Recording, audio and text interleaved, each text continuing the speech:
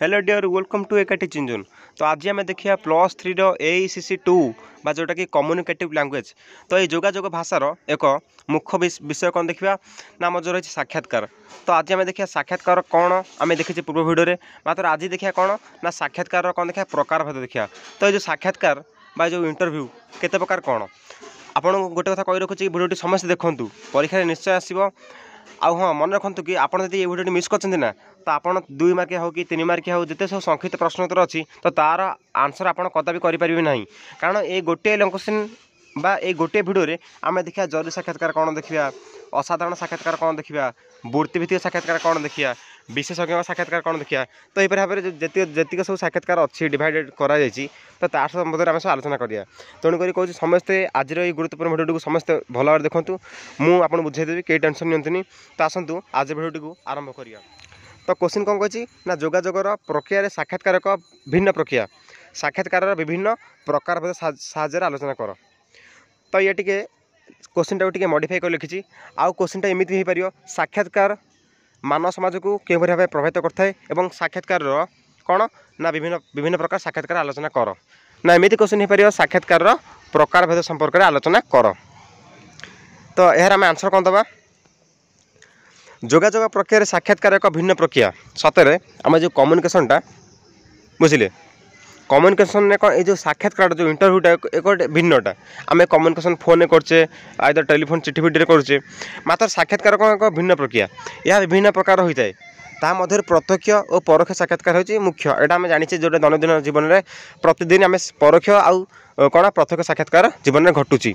तो साक्षात्कार कितने प्रकार फास्ट कहला जरूरी साक्षात्कार 1 2 रे कहला असाधारण साक्षात्कार 3 रे कहला वृत्तिभित्तिक साक्षात्कार 4 रे कहला विशेषज्ञ साक्षात्कार 5 रे कहला सौजन्यमूलक साक्षात्कार 6 रे कहला सारस्वत साक्षात्कार।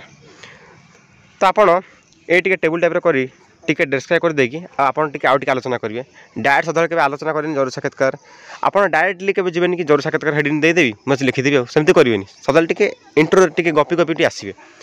तो नेक्स्ट पेज आप लिखिए नेक्स्ट पैराग्राफ साक्षात्कार प्रकार भेद दृष्टि भिन्न भिन्न देखीदे भिन्न भिन्न ना नहीं यह जोगाजोगर उद्देश्य होउची ना कौन ना जेकोसी गुरुतर सामाजिक राजनैतिक सांस्कृतिक समस्या प्रभृति सहित जातीय समस्यार समाधान करवा। एणु उपरोक्त विषय संबंध में यथेष्ट ज्ञान थी व्यक्तिविशेष यही साक्षात्कार में अंशग्रहण करते।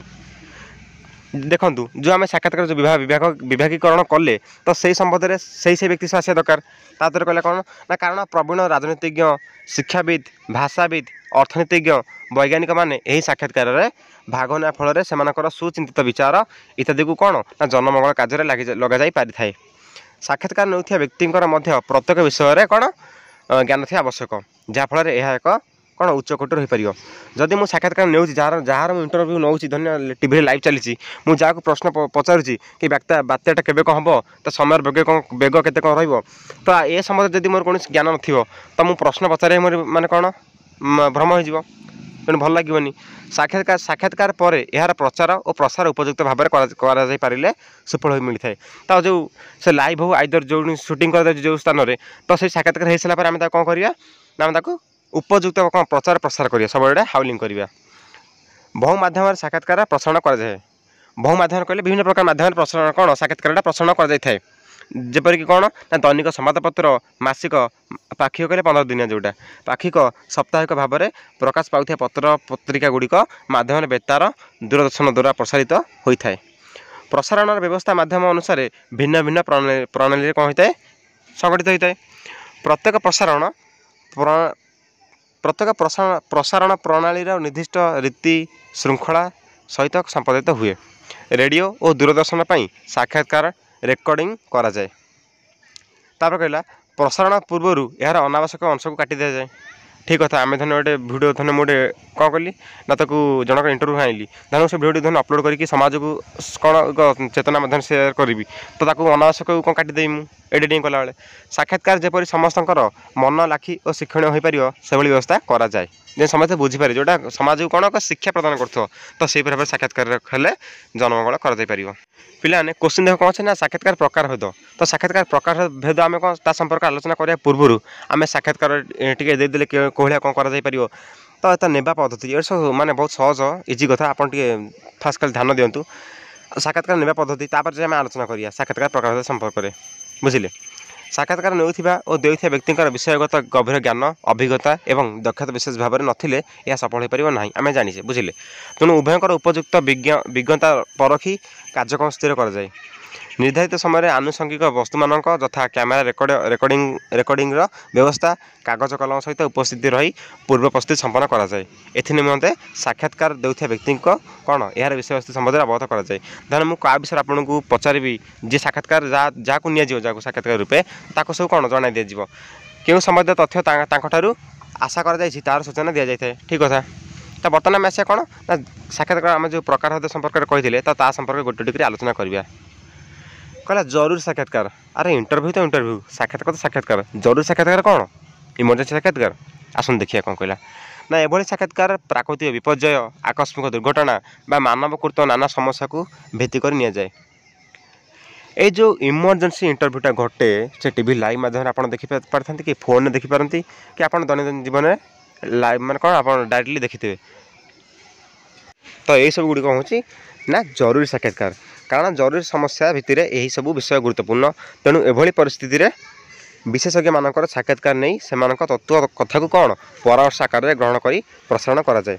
यह द्वारा कौन ना भीतस्त्रस्त निरीह जनता विशेष भाव में उपकृत होता है। भीतस्त्रित कहले जी सब जो सब डरिक रही थे बुझे सी कौन सब ना खबर पाई टे शांति मनोभाव पोषण करिए। प्रशासन को दिग्दर्शन मिलता है। समस्या आशु समाधान कौन समाधान सूत्र मिलता है। समस्या आशु कहले जोटा प्रोब्लेम अच्छी समाधान सूत्र मिलता है। तो सही भाव में सेकेंडरी कौन ना असाधारण साक्षात्कार। हाँ असाधारण देखिए से कौन अनुसंधानमूलक साक्षात्कार को असाधारण साक्षात्कार बोली कह जाए। अनुसंधान कौन आम गोटे अनुसंधान करथिया बुझिले। अनेक स्थान में समाजर दृष्टि अड़ुआड़े रही केतेक असाधारण घटना और घटुथिया स्थान घटनार कारण साजिथा व्यक्ति विशेष को लोकलोचन को आने एभली साक्षात्कार व्यवस्था होता है। जानीपारे असाधारण कौन ना प्रायतः एभली साक्षात्कार विपद संकुल स्थान और परिसर नि जाए मान जोटी कि साधारण कथा नुह जोटी जो डेंजर स्थान से माने गोटे तथ्य आलोचना करिया तो से संपर्क लोक अवगत कराया यहाँ असाधारण साक्षात्कार। देख जयपरी भाव में कौन कहला ना बन्या क्लिस्ट भूमिकंप प्रपीड़ित स्थान बड़ बड़ माफिया माओवादी सन्त्रासवादी आतंकवादी ठार कौन साक्षात्कार नि जाए। लौकिक और अलौकिक घटनार मध्य साक्षात्कार नि जाए। कोटा माने मैजिक रोची बुझिले माने कोटा लोक डरी जाती तो से समय आम कौन करूँ असाधारण साक्षात्कार स्टेप ग्रहण करते। एभली साक्षात्कार समस्या समाधान और अंधविश्वास दूरीकरण करिया साहाय्य करे। अपहंच स्थान और व्यक्ति विशेषज्ञ विषय में जानियार सुविधा मिलता है। जानीपारे असाधारण साक्षात्कार कौन तो से नेक्स्ट आइला कौन ना वृत्तिभित्तिक साक्षात्कार। पिलाने बर्तमान जोटा समस्या आप जानते या संबंध में किसी ना कि तो वृत्ति देखिए कौन ना यही धरणर साक्षात्कार मनीष जीवन में निश्चित भाव में एक थर बा अधिक थर आसी थाए बा आसीब कारण वृत्ति मनीष निहाती आवश्यक। सांप्रतिक समय मौलिक आवश्यकता मध्य मनीष यह एक जरूरी व्यवस्था हो पड़ी। एभली साक्षात्कार निमंते बहुत सावधानता अवलंबन करने को पड़ता है कारण जीवन और जीविका सहित यार सीधा सड़क संपर्क थी एप्रति कौन ना जत्नशील होगा पड़ी था। तेणु केते गुड़िए कथा प्रति दृष्टि देवा आवश्यक। देखो वृत्तिभित्तिक साक्षात्कार आप जब जॉब जाती तो आप इंटरव्यू निया ना तो आप माने कौन ना कि अवलंबन करें किसी नियम अवलंबन करेंगे किसी सावधानता ही अवलंबन करेंगे। तो से देखिए कौन सी ये कौन कही स्टेप बाय स्टेप कहला साक्षात्कार निमंते पूर्व प्रस्तुत होगा पड़ी था। एनिमंते निज व्यक्तित्वर परिप्रकाश पोशाक परिच्छद रुचिकर होता जरूरी।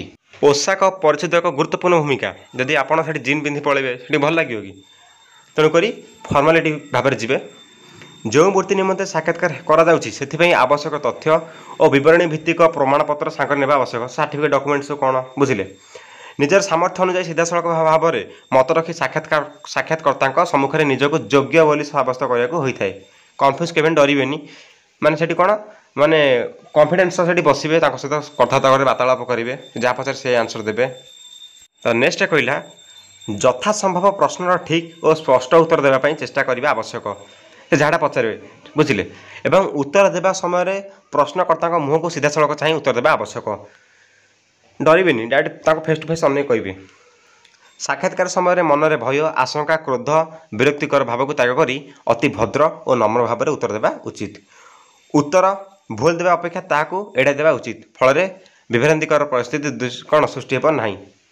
କିଛି ପିଲା କ'ଣ କରନ୍ତି ନା ଆନ୍ସର୍ ଜାଣିନଥିବେ ମାତ୍ର କହିଦେବେ, ତ ସେ ବିଷୟରେ ଅଧିକ ସମୟ ସମାଲୋଚନା ହେଇ ଟାଇମ୍ ୱେଷ୍ଟ ହୁଏ। ତ ସେଭଳିଆ ଷ୍ଟେପ୍ ନେବେନି, ଯେଉଁଟା ଜାଣିନାହାନ୍ତି ମାନେ ଆପଣ ନାଇଁ ମନା କରିଦେବେ, ସରି କହିଦେବେ। ତ ନେକ୍ସଟ କହିଲା ସାକ୍ଷାତକାର ପାଇଁ ପ୍ରକୋଷ୍ଠକୁ ହର୍ଷବର୍ଦ୍ଧନରେ ପ୍ରବେଶ କରି ଉପସ୍ଥିତ ବିଚାରକଙ୍କୁ ଯଥାରୀତ ସମ୍ମାନ ଜ୍ଞାପନ କରିବା ଉଚିତ। ତା ନେକ୍ସଟ କହିଲା ସେମାନଙ୍କ ନିର୍ଦ୍ଦେଶ କ୍ରମେ ଆସନ ଗ୍ରହଣ କରି ସୌଜନ୍ୟତା ଦୃଷ୍ଟିରୁ ଧନ୍ୟବାଦ ଜ୍ଞାପନ କରିବା ଭଲ। ସେମାନେ କହିଲେ ଯାଇ ଆପଣ ବୁଝିବେ, ସେ ଯଦି କହିବେ ବସ ଚେୟାର ତ ବସିବେ, ଦେନ୍ ଥ୍ୟାଙ୍କ ୟୁ କହିବ। ଆକର୍ଷଣୀୟ କଣ୍ଠସ୍ୱରରେ ଉତ୍ତମ ଆଚରଣ ଓ ଉଚ୍ଚାରଣରେ ସମସ୍ତଙ୍କୁ ପ୍ରଭାବିତ କରିବା ସହିତ ଉତ୍ତମ ବକ୍ତବ୍ୟ ଦେବା ଦରକାର। ସାକ୍ଷାତକାର ଶେଷରେ ସୌଜନ୍ୟମୂଳକ ବ୍ୟବହାର ପ୍ରଦର୍ଶନ ସହିତ ନିଜର ପ୍ରମାଣପତ୍ରକୁ ନେଇ ଭଦ୍ର ଓ ଶିଷ୍ଟତାର ସହ କକ୍ଷରୁ ବିଦାୟ ନେବାକୁ ହୋଇଥାଏ। ତ ଏଇ ଦୃଷ୍ଟିରେ ଆମେ ଏଇ କିଛିଟା ପଏଣ୍ଟ ଆମେ ଅବଲମ୍ବନ କଲେ ତାଙ୍କର କ'ଣ ନା ଆମର ଗୋଟେ ଭଲ ଇମ୍ପ୍ରେସନ୍ ଆସିବ। ତ ନେକ୍ସଟ ଦେଖିବା, ନେକ୍ସଟ କହିଲା ବିଶେଷଜ୍ଞଙ୍କ ସାକ୍ଷାତକାର। ଦେଖିବା ଏଇଟା କ'ଣ।